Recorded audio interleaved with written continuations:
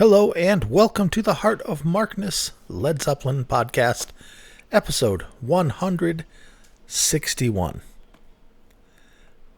Good evening. We have a good one tonight. I know you're like, really? We do? Because I'm looking at the title and it says 1980. No, I know. But listen, we've been through this before.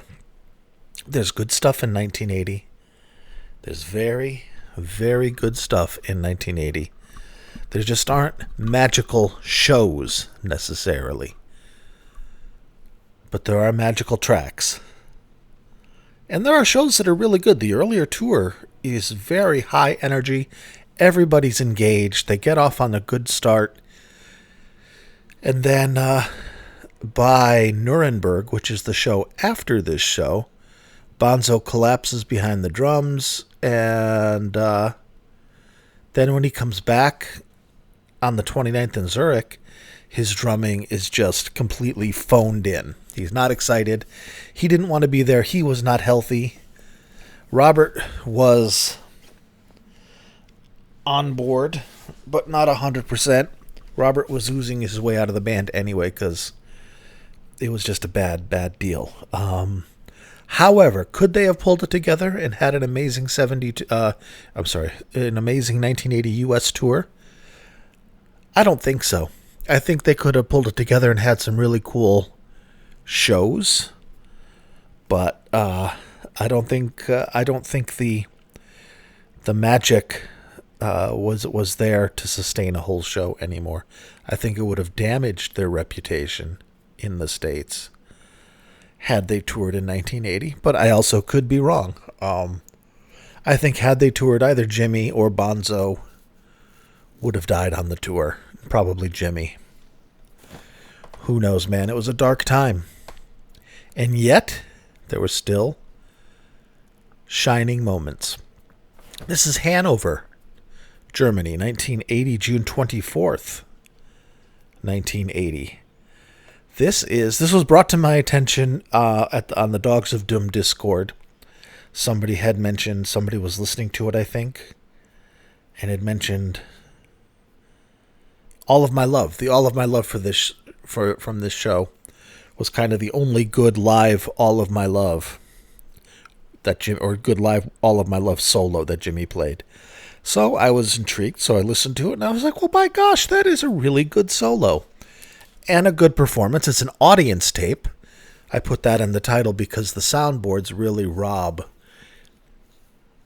any of the lingering magic from the sound because they're so flat and dry. They make Jimmy's tones sound brittle. All his mistakes are there in stark relief. There's no atmosphere. This audience tape, on the other hand, is really good. It sounds wonderful. It's a third generation, but that's okay. It still sounds very, very good. And you will hear it shortly.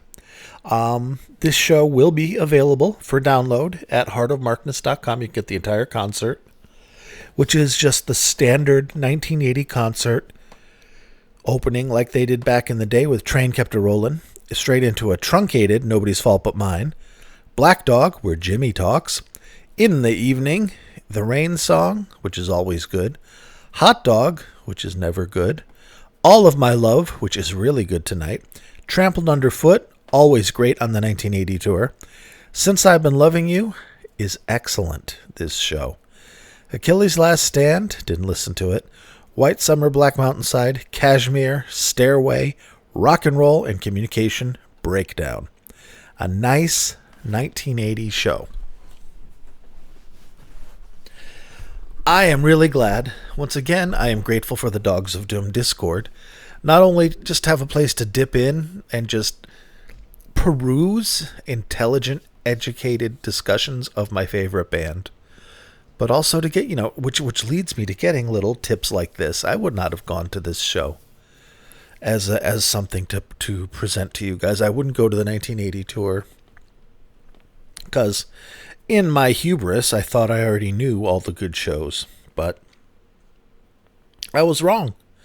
Once again, my bias, which was shaped, 30 2 years ago, 33 years ago, whenever the first bootleg CD came out of the Zurich show, in the Gatefold album with the 77 shot tour over Europe, I think it was called. I bought that. I still have the discs, but I don't have the fucking case. On Flying Eagle Records or something like that. When that came out and I got it, and it was the first 1980 show I'd heard. It was the first 80s soundboard I'd heard. And it kind of, I was like, what is this? This doesn't, in my ignorance, because I wasn't a teenager, I was 21. But it was before the internet. I was naive. And I was like, what? This isn't Jimmy. This isn't the Jimmy of The Song Remains the Same. What's going on here? But the audience tapes really bring things out. They bring out more of the effects. They bring out more of the atmosphere. They bring out more tone. It's just good, man. It's all good, man. I'm yawning. Excuse me. Lord have mercy. All right, so let's get started. I've got 4 songs for you tonight.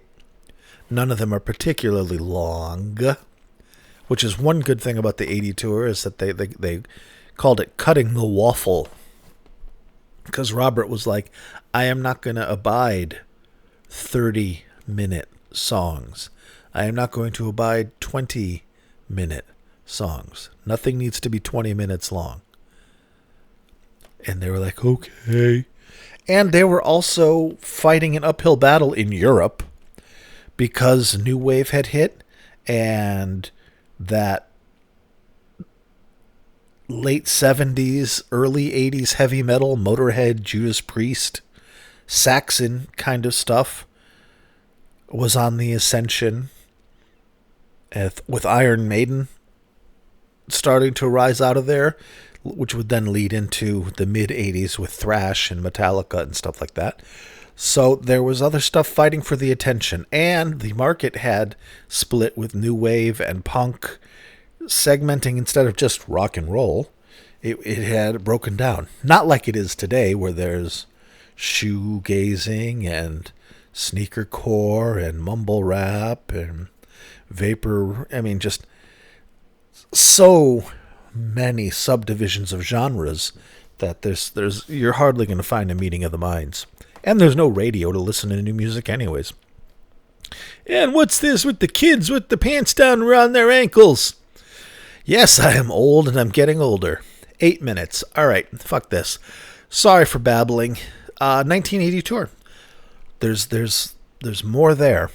And Jimmy's playing on this show. It is erratic, but there's brilliance here. And fluidity. And, man, some phrasing and stuff that carries through all the way to the 2007 reunion. Kind of flashes of the mature Jimmy Page that we never really got to hear much of, 'cause he stopped doing shit. It's his prerogative, but I wish he would just say, hey, I'm retired, instead of like, just you wait, it's almost done, a new project almost done, just you wait, next year, here I come. Like, dude, you're 80. You're essentially 80. I don't even want to hear Paul McCartney now. His voice is gone, because you're 80. Not like Jimmy sings, but you know what I mean. He doesn't practice. He just starts playing guitar on a project, which is why when tours start, post Zeppelin, nothing to write home about. And then as he gets going on the road, he gets better and better and better. All right, here we go. 9 minutes. I'm sorry, folks. Nobody's Fault But Mine. June 24th, 1980, Hannover, West Germany at the time.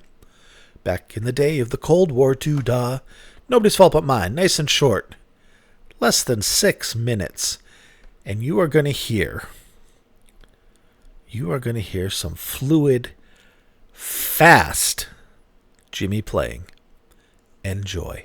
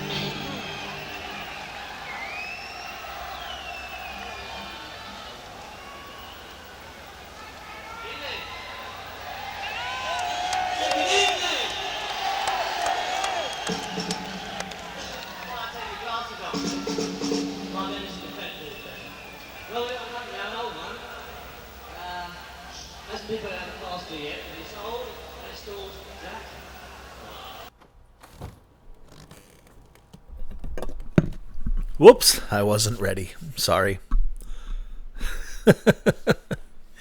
Well, I left Jimmy's speech in there, even though we're not listening to Black Dog, simply because you could, so you could hear it. It's good for you to hear him. This was the only tour that Jimmy spoke, in which Jimmy spoke every night. I don't recall any other time him speaking, but I'm sure he must have at some point in one of the other shows. But he introduced Black Dog every night, and occasionally he would do it in a local language. But not tonight. There's young Mr. Page. And his voice. All right. Hopping ahead. Now that was good, right? Now it was pretty typical 1980. Nobody's fault but mine. But some of his runs were really good. And I like the audience tape. It's much more forgiving than the soundboard. It just sounds more alive, and more of his playing comes through, even though it's not as clear to me. Like he has vibrato that I don't necessarily hear on the board tapes. And this Hanover, the board tape for this show, is nothing to write home about. I don't know if it's the worst board for the tour, because I haven't heard them all, but it is no joy. If you're going to listen to this show, the audience tape is 100% the way to go, in my opinion. Maybe somebody could make a Matrix with the two, or somebody wonderful like Dario Romero, or someone of that ilk. I love Dario Romero's remasters, you know that. Could remaster this and bring out even more. Or, I don't know if it was Lurker or Glyn, or if Glyn is Lurker, I can't remember. Whoever made Dancing in the Doldrums? No. In Celebration for a King, using that AI sound module to master it was ridiculous. If someone could do that with the 80 tour, that would bring more light to this. It's not me, though. Although, I did get a new remote digital analog converter because the headphone jack is broken on my laptop. It has been for a while because I'm an idiot and broke it. So I have been listening to music primarily through the TV because I do HDMI out onto my enormous TV. And I've been without headphones from my laptop. I still have them for my phone, of course, but with this DA converter, plugs into USB, and then I can plug my headphones into it, and it's actually a much better converter than whatever's on board on my laptop, and it sounds ridiculously good. And maybe I can start attempting some audio shit, even though I'm old and my ears are garbage. But I don't know. I'm starting to fuck around with stuff. Maybe the day will come. I do things to tracks already as they need them, but only as far as like raising or lowering volume,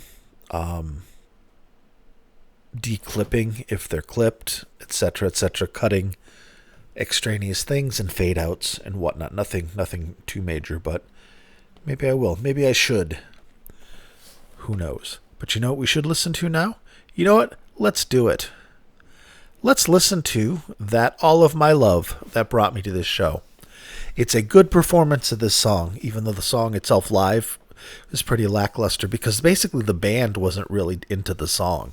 It's not a Led Zeppelin kind of song, but it's like, what are they going to do? No, Robert, we're not going to play this song about your beautiful dead son. No, of course not. But this is the one where Jimmy actually plays some really tasty stuff. And the other shows, I just don't hear that. I hear him kind of noodling here and there a little bit. This one seems to have him in control with some ideas of what he wants to play. And I don't know. It just flows nice. It's my favorite All of My Love that I've heard thus far. You know, I've heard most of them on this tour. So maybe that has some weight. Anyway, let me know what you think. Enjoy. All of my love to you. All of my love. All of my love. All right, enough of that. Here you go.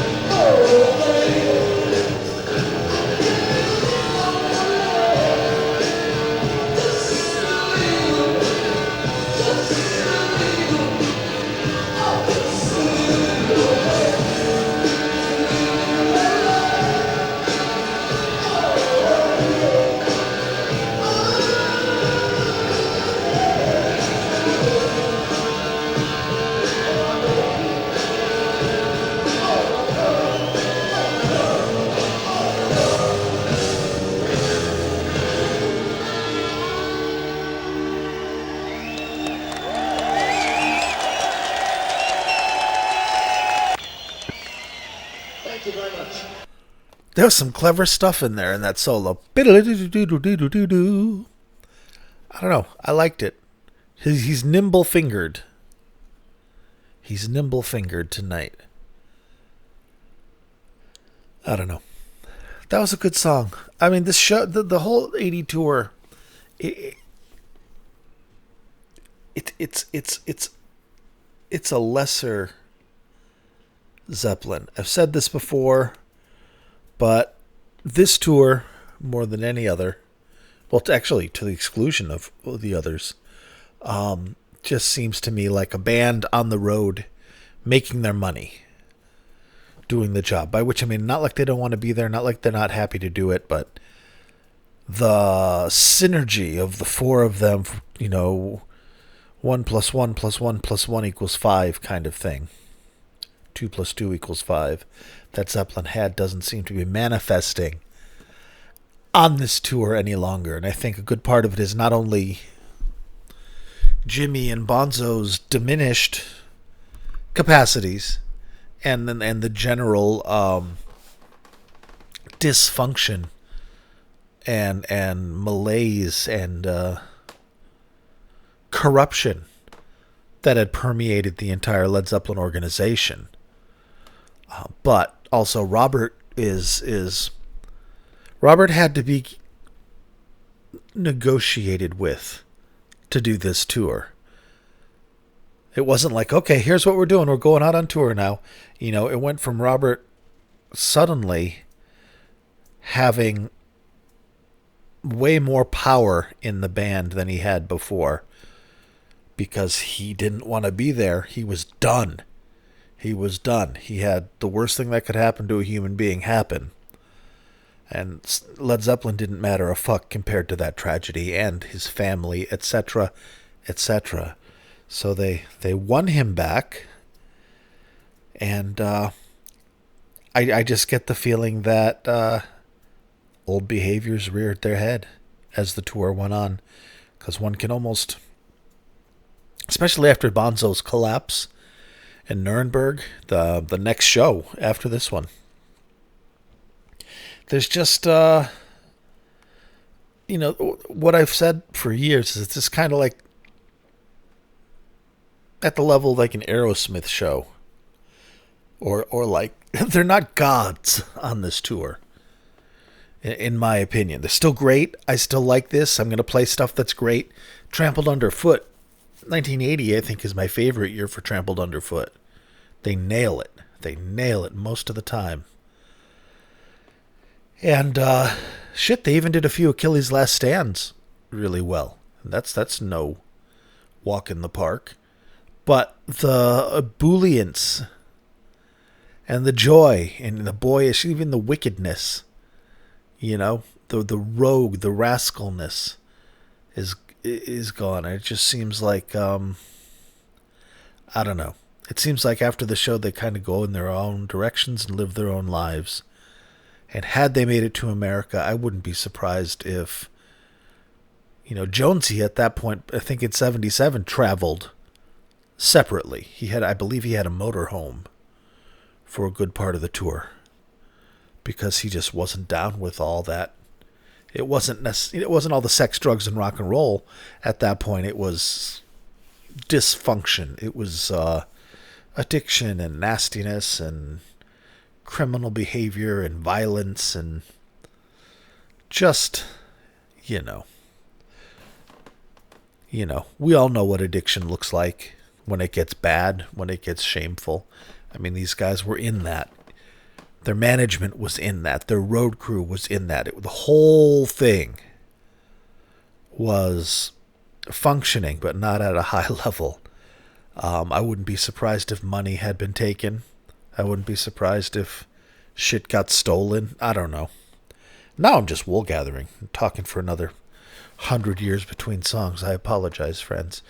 I'm wistful over this tour because we all know what's going to happen. And I don't know. I wish I was living in another timeline where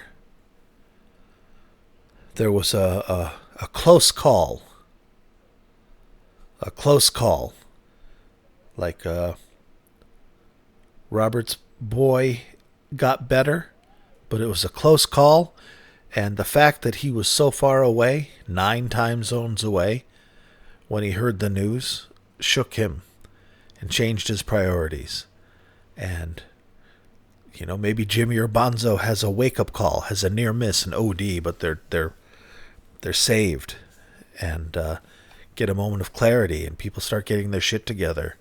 Or in this other timeline, maybe the rehab movement happens 5 years earlier, 10 years earlier, so that there is a system in place for these guys who are going through the rudderless 70s, following the whole assassin credo. Nothing is true. Everything is permitted. Everything was permitted. If you're allowed to do everything, you're going to do everything. Power corrupts. These guys got corrupted, and then they got lost, and then they got sick. And then they started dying. And in this other timeline, imagine instead of if David Crosby wasn't the holy shit rehab story of the 80s, but it was Jimmy and Bonzo pulling their shit together, getting clean around the same time as like Pete Townsend got clean and Clapton. In fact, Jimmy got clean with the help of the person that got Pete and Eric off it. I remember reading about this person in Omni magazine in like 1982, maybe 1983. I believe it was a woman, a female scientist, who had it was like a tone generator. I don't know if it was an auditory tone generator or electromagnetic, energy, but basically it would send frequencies into the brain that would either calm or excite various parts of the brain. And she was able to target, allegedly, that craving part, that addiction part, and just kind of clamp down on it, or excite something else and just make people feel better and not have to be like, I wish I had heroin all the time, or alcohol, or whatever. But it helped Jimmy, it helped Pete Townsend, it helped Eric Clapton. It might have been a fad, might have just been placebo effect, but whatever it was, they all got off of heroin. Jimmy was, of course, last one to leave the party, which was unfortunate because in the Arms Tour, in that alternate timeline, the Arms Tour would have kicked ass because Bonzo would have been part of it. Jimmy would have been part of it. Imagine Jimmy, full strength Jimmy, or even 1977 Jimmy, on stage with Clapton and Beck, a little closer to toe-to-toe than 1983. Let's hose him off and see if he can stand Jimmy. It's not a good time. Whew, sorry. Waxing philosophic. All right, sorry, friendos. Thank you for bearing with that. Let's listen to some music, shall we? How about Trampled Underfoot, the song that follows All of My Love? A good one, a rollicking one, and this one actually has some fire to it. Enjoy. Again, June 24th, 1980. It's a song from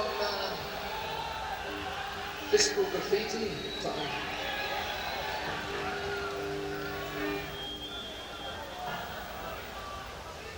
It's called Trampled Underfoot.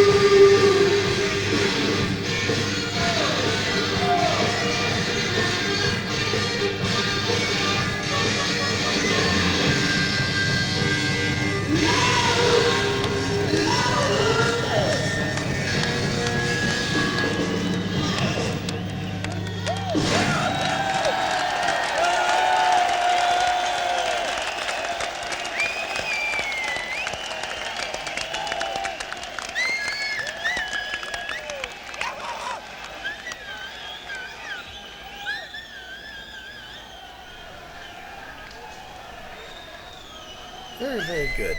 Very, very good. Very, very good. I hope you enjoyed this. I have. I'm not done yet. There's one more left I want to play for you. But this is what I mean by this. The 1980 shows are just fun with Trampled Underfoot. They rock that. And, man, I am glad I discovered this show. I'm glad Dogs of Doom pointed me to it. Bless them. There hasn't been any real releases from them lately, but, I mean, it can't fault them. They can only do what they can do, and they all have lives of their own. But I can't wait to see what comes out next from them. Wonderful human beings they are. Spiel time. You can find me on Twitter, Facebook, and YouTube under the name Heart of Markness. Facebook is a lovely Facebook group with, last time I looked, 170-something people in it, none of which have been assholes. Very friendly, very knowledgeable. If you like this podcast, you should join the Facebook group because you'll be with other people who like it and like the music played, and maybe you can learn a little bit or just commiserate with people who like what you like. I have a website, heartofmarkness.com, that I mentioned earlier. That's where you can go to get the shows that I cover in the podcast. You can get this entire show, not just the ones, the songs that I cover there. So, that's a good thing, right? Yeah. And if you like what I do, and you like how I do it, and you want to materially support and be part of this podcast in a physical manner, Check out patreon.com/heartofmarkness. See if there's something there that interests you. And you could also hit the Patreon button on my heartofmarkness.com, and it'll take you to the same place. See if there's something there for you. I've got to record this month's podcast. Patreon podcast. Shit, I thought I had already done that, and I haven't. All right, I got to get that done in the next 2 days. No worries, I know what it's going to be, and it's going to be good. But quick, shout out to the aforementioned patrons, the titans upon whose shoulders rests this humble yet mighty podcast. So a laurel and hearty handshake go out to Jeff from Canada, Glyn, Stephen, George, Big Ed, Kenny, John from West Footscray, Picard, Knegern, Chris, Rob from Melbourne, Australia, Wayne, Brad, Danielle, Tracy, David, Bonzo Billy, and Mimo. Thank you, my dear friends, for allowing me to do this podcast. Also, thank you to Patron Emeritus Jeremy, who provided this microphone through which I speak to you, so I didn't have to use the shitty laptop mic or the far less shitty but not as good as this mic, old performance mic that my housemate used for when she used to play gigs out in bars. This is a better one. Yay, thank you, Jeremy. Love you. Love you all. I love you all. And now, is that it? I think I covered everything. Mark at heartofmarkness.com. Yes, if you want to talk to me about something. Mark at heartofmarkness.com is the easiest way to reach me. And if you, back in the day, taped any shows or know someone who did, drop me a line and let me know what you have, what you've had taped. And if you're willing, I mean, the Stogs of Doom thing happens just through the same way, through people contacting them mostly via their YouTube channels. Most of the people on Dogs of Doom have Zeppelin YouTube channels, or most of the people, in the head muckamucks of the Dogs of Doom have their own YouTube channel. Multiple. So there are people that are like, I was at that show, I taped it with my brother. Hey, did you still happen to have that tape? Yes. Kaboom. That's how we get shit like Minneapolis 75. That's how we get... Sorry, in my manic zeal, I unplugged the mic. All right, that's how we get all those shows, all those great Dogs of Doom releases that people go fucking crazy for, is they're sitting in someone's garage, attic, spare room, and people go digging for them and find them. And if you've got something like that, you may not think it's worth anything. We're not talking money. This is all done for free. But there are people that I can put you in touch with that will restore that tape, convert it digitally, and return it to you. I mean, and then have something that you may have a holy grail that you might not even know about. So if you have anything like that and you want to know, contact me, Mark at heartofmarkness.com. Doesn't have to be Zeppelin. Be nice if it was. But, the Dogs of Doom have found Genesis tapes, Cream, Jethro Tull, I think. So there's stuff that's out there. And all this is stuff that people hadn't heard before. So it has value. So let me know if you have something and if you're willing to. And, maybe you can be the next fucking miracle that comes out. All right. Let's finish this up with something I never thought I'd be saying. Since I've Been Loving You from the 1980 tour. I know, but this is really nice. It's professional. It's mature. It's mellow, like the 77, the latter day SIBLYs are. But again, you have moments of absolute genius of Mr. Page with surprisingly fluid fingers for this period of his career. So yes, Since I've Been Loving You. Hannover, Germany, June 24th, 1980. It's very good, and the audience tape sounds even better. Listen to Mr. Page show what he can do.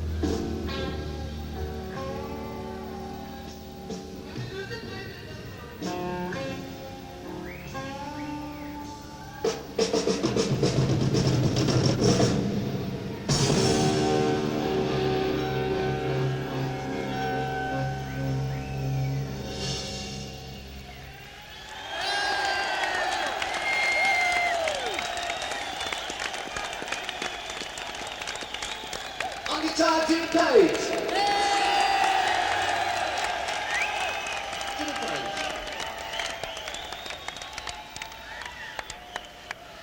Shortly on bass, Trampled Jones. Very quiet, very mellow. Almost sounds like a club, a jazz club atmosphere, but very sophisticated. I liked it. A lot of it, like I said, sounds like the 2007 playing at the reunion, but that's not a dig. There was some really, really fluid stuff there, but they weren't locked in like they used to be. When Bonzo did his Fuselage, Jimmy should have been there. He wasn't. It's a little bit sad, but still excellent.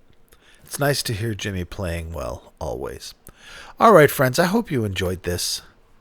I'll be back this weekend or sometime. I've started doing them early in the week, the classic rock ones. I just did a really good David Bowie one a couple days ago. If you haven't listened to it, it's really worth it. Prime Bowie, you'll know all the songs. Ziggy Stardust, it's as good as it gets. And I don't know what I'm going to do for Zeppelin next week. If you have a suggestion, hit me up, mark@hottermarkness.com. a tour, a show, something, let me know. Thank you very much for listening. Please be good to yourselves and each other, and I will talk to you soon.